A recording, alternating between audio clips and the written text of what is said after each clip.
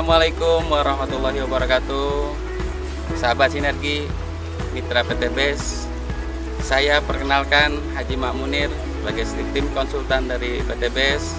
Pada pagi ini yang alhamdulillah cuacanya mendung, asik lah kalau di sawah ini tidak begitu panas gitu ya. Nah, secara kebetulan hari ini adalah hari dimana kita akan melakukan penyemprotan eco farming. Nah, ini bentuknya eco farmingnya, bentuknya kecil tapi insya Allah manfaatnya luar biasa. Dan ini larutan yang sudah jadi, dimana ini eco farming dilarutkan dengan menggunakan air res tebu. Kenapa air res tebu ini kita gunakan? Di sini air res tebu ini banyak manfaatnya, terutama untuk pengembangan bakteri positif yang ada dalam eco farming itu sendiri. Yang kedua, dengan air res tebu ini menambah efektivitas dari pemupukan, di mana air tebu ini banyak mengandung nutrisi-nutrisi yang juga melengkapi daripada eco farming itu sendiri. Oke, kita lihat ini posisinya lahan sawah saya sendiri, kurang lebih sekitar 1 hektar. Yang belum tanami, yang sudah tanami udah ada 3 hektar. Jadi sengaja ini diterakhirkan karena memang ini khusus untuk uji coba praktek tanpa menggunakan pupuk kimia sama sekali. Oke, sebelum kita masuk kepada penjelasan lebih lanjut, saya jelaskan juga bahwa di sini tanah yang layak ataupun yang pas digunakan untuk penyemprotan adalah seperti ini, dimana posisinya macak-macak, jadi tidak tergenang air, tapi di sini posisinya tanah itu benar-benar kelihatan, dan memang sasaran juga untuk tanah. Adapun untuk dosis yang kami gunakan ya untuk sasaran lahan, yaitu untuk luasan 1 hektar untuk padi itu 6 tub atau 6 liter. Nah, untuk penggunaannya kita akan, seperti tadi disaksikan ada 2 petani, dan untuk luasan ini bisa menghabiskan sampai 10 tangki. Jadi 6 liter biang itu akan dibagi 10 tangki. Jadi per tangkinya adalah cukup dengan 600 mili, yaitu seukuran botol ini. Nah, untuk proses penyemprotan di awal kenapa harus dilakukan? Karena pada umumnya petani ini seringkali di awal itu tidak dilakukan pemupukan setelah ada tanaman. Padahal tanaman sebelum dipindahkan ke lahan ini perlu dipersiapkan dulu nutrisinya. Nah, nutrisi inilah yang akan menjadikan tanaman yang akan kita tanam ini akan cepat tumbuh, cepat beradaptasi, dan cepat merespon. Alhamdulillah ini 1 season sudah selesai untuk penyemprotan kali ini. Nah, saya sedikit review ke belakang bahwa dalam tahap olah tanah yang sangat tepat, yaitu tahapan yang pertama adalah dengan cara kita membalikan, di mana tanah kita ini perlu dibalikan lapisan topsoilnya, ya, di mana kedalaman kurang lebih antara 20 sampai 30 cm. Nah, setelah dilakukan pembalikan, dibiarkan dulu kurang lebih 1 minggu biar udara atau oksigen bisa berinteraksi dengan tanah. Setelah itu baru dilakukan penggemburan atau pencacahan dari tanah tersebut sehingga menjadi gembur, dan biarkan kurang lebih 1 minggu juga, dimana posisinya tetap masih dalam tidak tergenang. Dan terakhir yang ketiga yaitu dengan penambahan bahan organik. Nah, ini tanah ini kebetulan sudah dilakukan pemberian bahan organik di minggu ketiganya, dan ini sangat penting bahan organik ini karena eco farming ini mengandung bakteri-bakteri yang diantaranya adalah bakteri pengurai bahan organik.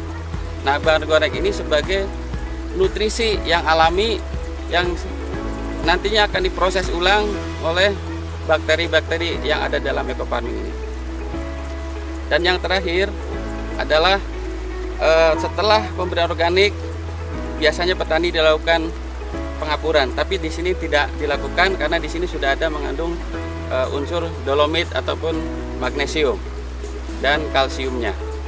Dan terakhir adalah setelah kita lakukan bahan organik, yaitu dengan sistem kita pelumpuran, dan pelumpuran ini sampai kurang lebih 1 minggu, dan 1 minggu kemudian kita biarkan air itu dikeluarkan atau dialirkan sehingga tanah itu akan keluar bunga-bunga cacing yang seperti kita saksikan bersama. Nah, bunga cacing ini menunjukkan bahwa tanah ini sudah siap untuk ditanami. Oke, itu saja barangkali berkaitan dengan tata cara pengolahan tanah yang baik atau yang sempurna, di mana olah tanah ini sangat menentukan kedepannya berkaitan dengan tanaman yang akan tumbuh di atasnya. Tentunya di sini selain olah tanah, pemberian pupuk dasar itu juga lebih penting. Pupuk dasar dengan menggunakan ekofarming ini, insya Allah secara bertahap, selain pH itu menjadi normal, juga tanah akan menjadi subur. Untuk aplikasi tahap kedua, di mana aplikasi tahap kedua ini posisi tanaman sudah berumur 14 hari. Seperti biasa tadi sudah diterangkan bahwa ekofarming ini ada beberapa tahapan. Tahap yang pertama untuk sasaran tanah, dan tahap kedua adalah untuk tanaman. Sasaran untuk tanaman itu dibagi menjadi 4. Yang pertama yaitu umur 14 hari, dan yang kedua umur 28 hari, dan yang ketiga umur 42 hari, dan terakhir 56 hari. Kali ini kita lihat tanaman ini sudah berumur 14 hari. Jadi pada saat ini saat yang tepat untuk dilakukan penyemprotan ekofarming. Ambil contoh, ini adalah varietas Impari 32 yang dimana umurnya adalah dari mulai sebar atau semai itu kurang lebih sekitar 120 hari. Nah, kita tahu bahwa siklus tanaman padi itu dari mulai semai sampai panen itu 120 hari, dimana itu dibagi menjadi dua tahapan atau fase. Fase yang pertama adalah fase vegetatif, dan yang kedua adalah fase generatif. Nah, fase vegetatif ini adalah fase di mana tanaman padi itu akan berkembang mulai dari satu batang ketika ditanam sampai terus berkembang sampai puncaknya di mana nanti akan tertutup rapat. Nah, waktu vegetatif ini dibatasi umurnya biasanya separuh dari umur tanaman itu sendiri. Jadi kalau misalnya tanaman itu berumur 120 hari, berarti umur vegetatifnya itu dimulai dari angka 1 sampai 60 hari dihitung dari semai. Nah, untuk tahapan penggunaan ekofarming, di mana fase vegetatif itu diantaranya pada umur 14 hari dan umur 28 hari dan 42 hari dari tanam. Kalau kita hitung mundur, nah, kalau misalnya semaian itu adalah umur yang ditanam misalnya umur 25 hari, ketika umur 60 tinggal ditambahkan 35. Jadi hitungannya bahwa untuk masa vegetatif ini kalau kita hitung dari tanam, 2 aplikasi yang mungkin bisa dilakukan, yaitu umur 14 hari dan 28 hari. Di sini adalah puncaknya masa vegetatif, di mana tanaman akan tumbuh berkembang, jumlah anakan makin banyak. Ini pada umur 14 hari ini anakan masih sedikit, ya kurang lebih sekitar ada 6. Nah, kedepannya ini akan terus bertambah dan bertambah, di mana pupuk ekofarming ini kita gunakan.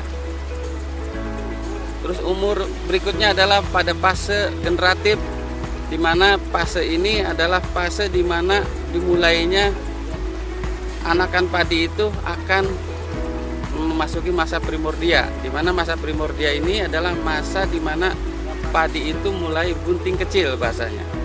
Nah, biasanya pada umur 45 atau sampai 50.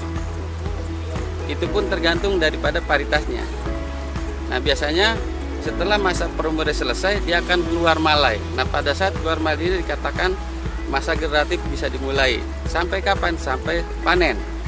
Dan nanti pada masa generatif masih bisa dilakukan pada umur 42 hari dari tanam dan 56 hari setelah tanam. Insya Allah dengan pemupukan ekofarming yang 4 kali dilakukan untuk tanaman, itu akan membantu proses perkembangan anakan menjadi lebih banyak, dan pada akhirnya akan menjadikan tanaman itu menjadi produktif.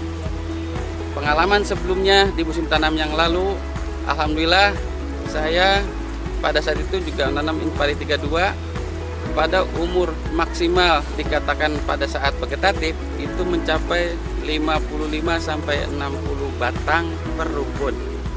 Dan akhirnya pada masa generatifnya alhamdulillah yang saya alami pada musim yang lalu, yang tadinya 65 itu saya pikir udah maksimal, ternyata di masa generatif mencapai 70 batang anakan yang produktif atau yang mengeluarkan malai padi. Dan disitulah titik akhirnya dari pertanaman padi, di mana ketika keluar malai, pengisian bulir, pengisian malai menjadi padi yang sempurna, yang kokoh, terus mengkristal, itu akan lebih baik, dan itu menjadikan tingkat kematangan dan kemasakan daripada bulir padi. Dan dilanjutkan proses penguningan ataupun si bulir padi itu yang tadinya hijau menjadi kuning kemasan. Dan ketika terakhir kita masa generatif, di mana padi tersebut sudah pengisian maksimal, terus proses daun bendera yang sesungguhnya itu sebagai indikator bahwa tanaman padi akan mengisi akan maksimal apabila daun benderanya itu tetap sehat, masih hijau. Dan itu sudah kami alami di musim yang lalu. Mudah-mudahan di musim yang sekarang dengan cuaca yang cukup baik ini akan tetap maksimal. Salam ekofarming, lahan subur, petani makmur. Assalamualaikum warahmatullahi wabarakatuh.